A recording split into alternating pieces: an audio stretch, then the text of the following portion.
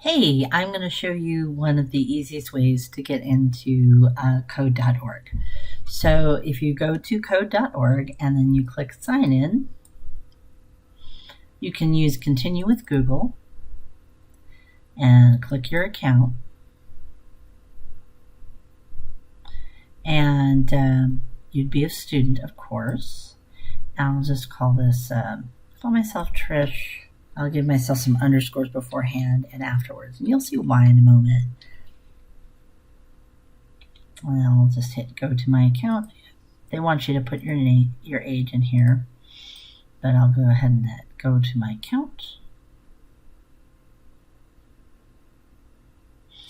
Now that I'm here, right, I can either find a course and start learning, but that's not what I want to do. I want to join a classroom.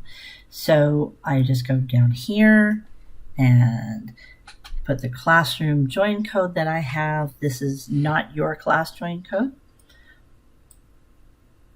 And so here I have joined a section called AP CSP test. And then I can go here. So here I have teacher Trish, that's me. I can click on this. That's my teacher, I should say. And then I can go into code.org, whatever unit is currently assigned to this section. And that's it.